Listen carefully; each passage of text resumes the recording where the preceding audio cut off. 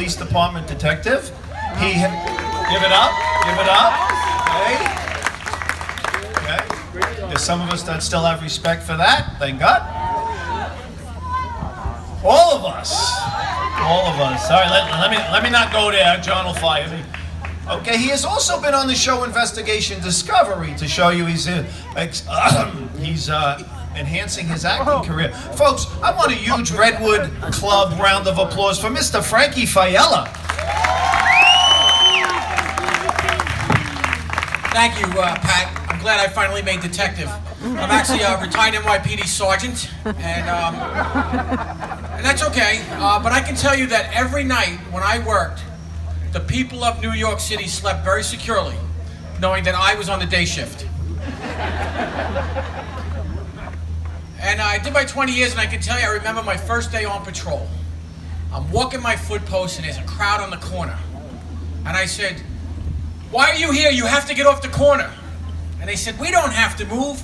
I said, "Oh yeah, why not?" They said, "Because it's a bus stop." One of the best days of my career, though, was when I got to deliver a baby. And I remember this call very clearly. I get to the house, and the woman's screaming, "The baby's coming, the baby's coming." And I looked, and the baby was coming, but it was breech. So I stick my hands in there, and she's pushing, and I'm pulling, twisting, turning. The baby comes out. We send her off to the hospital with EMS. About 2 weeks later, she walks into the precinct. I said, "Are you here to thank me?" She said, "No, I found your watch."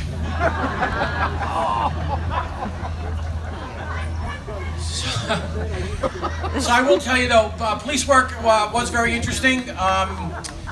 Some criminals were never going to get caught, and some, well, not so smart. I remember one night I got a call for a robbery, and we catch the guy, and we're doing the identification. And I said, "Is this him?" And the guy says, "Yes, officer. That's the man I robbed." And there was another night that I stopped a car for suspicion of driving while intoxicated. So I stopped the car and I take the woman out and I said, "Look, I'm going to administer a DWI test. Do you think you're going to pass?" She said, "Is it written or oral?" She said, "Because if it's written, I don't have a pen."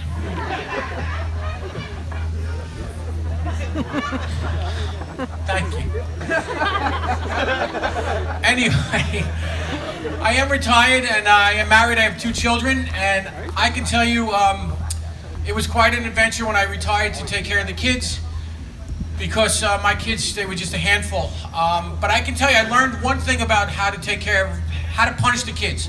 We know we can't hit them, we can't send them to the room. So what did I do? I figured it out. You take away the charger, you don't take away the iPad. And then you watch the blood drain from their faces. They're watching the battery drain from the iPad. Yeah, you should see the look on my wife's face when I take away her batteries. Yeah, baby. So as I said, I do have 2 children. My daughter, she's 10, and the other day she said, I had to run some errands. She said, "Dad, can I just stay home and rent a movie?" I said, "You know what? Yeah." So I got home, and it was a little later than I wanted to because the game went into extra innings. And I said, "Frankie, what did you rent?" She said, "Daddy, I rented 50 Shades of Grey." She said, "But don't worry, I didn't like it. The book was so much better." And then I have my son. He's also a good kid, but I think I'm raising him to be like a little leg breaker, because every once in a while I got to borrow some money from him, and then he hounds me to pay him back. And I borrowed money from him last week, and I haven't paid him back yet, and I think he's trying to send me a message. Because this morning, in the bed next to me was the head of my favorite golf club. So as I mentioned, I am married, and my wife is here tonight. She's very supportive. It's so good to see her laughing outside the bedroom. But she actually, no, she is very supportive, because last week I was at a comedy show, and I messed up one of my jokes, and I got off the stage, and she said, "What's the matter?" I said, "Oh, I'm a little upset I messed up that joke." She goes, "It's okay. Nobody was listening anyway." So we went shopping, and we just bought a new bed. Yeah, $7,000 for a Sleep Number bed. And I still can't get a 69.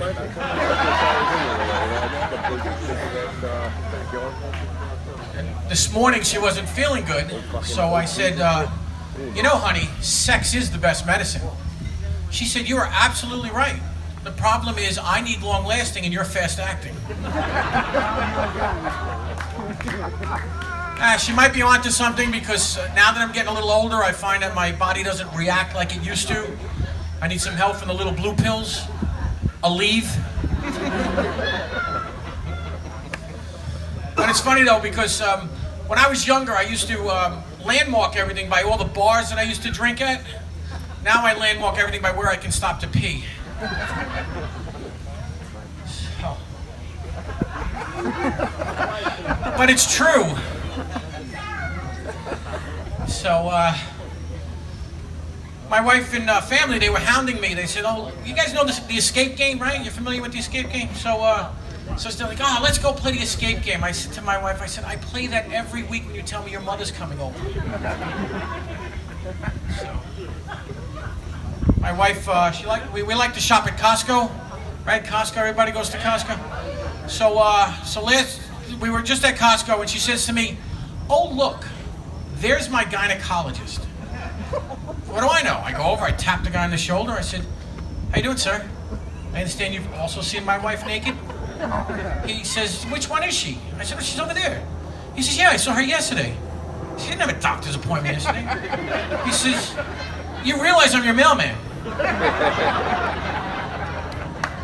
So, thank you. It's nice that my wife gets close to being a slut.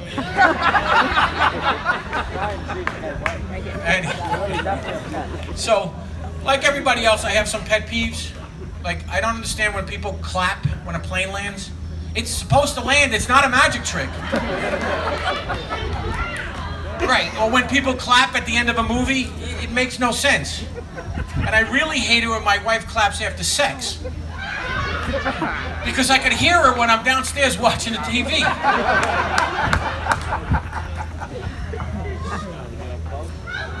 And she's very security conscious, my wife. Wanted to have sex this morning, and she said, whoa, what is your user ID? I said, I don't know, Big Frank? She said, I'm sorry, another member already has that name.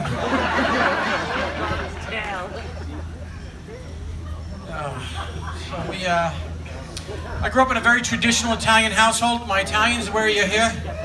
It's the Bronx, they're all Italian, right? So I grew up in a very traditional Italian household. My mother never left the house, except for Saturdays, when she had to go to confession. And I'm thinking, what is my mother doing all week long that she's got to go to confession every week? Oh yeah, I found out. It was bad. She had been using jarred sauce. And growing up, everything was very regimented, you know, so I was used to everything, so now it's kind of the same way, you know, 6:30's dinner, 6:40 we're done, 6:50 my wife and I go upstairs for our special time, 6:51 we're back downstairs waiting for Jeopardy.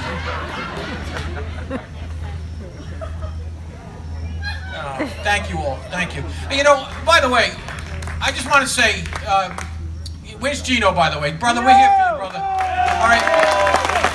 And I know, as you know, Laughter Saves Lives was founded by a fireman. I told you I was a cop, and everybody thinks cops and firemen don't get along, and we don't. Except for things like this, and then we pull together. Okay, but I will tell you a little secret. If you ever need something, don't ever go to a fireman. You come to a cop, because we know everybody. We have a guy for everything. Now that guy usually turns out to be a fireman, but nonetheless, we have a guy. So anyway, Gino, we're here for you, brother. Stay strong. And as I was telling you about my wife, she's a court reporter, and she likes to run our bedroom like it's a courtroom. So whenever we're gonna have sex, she tells me, all rise. Enter Exhibit A into evidence. When she's finished, she tells me, court is adjourned. But I had it. I was done. I said to her, the other morning, I said to her, I said, I'm going to initiate sex. I stood at the end of the bed naked. That's right, ladies. Take it in. I said, honey, court is in session. I'm going to enter into evidence exhibits D-I-C-K. She sits up and she looks at me. She says, "You know I don't work small claims."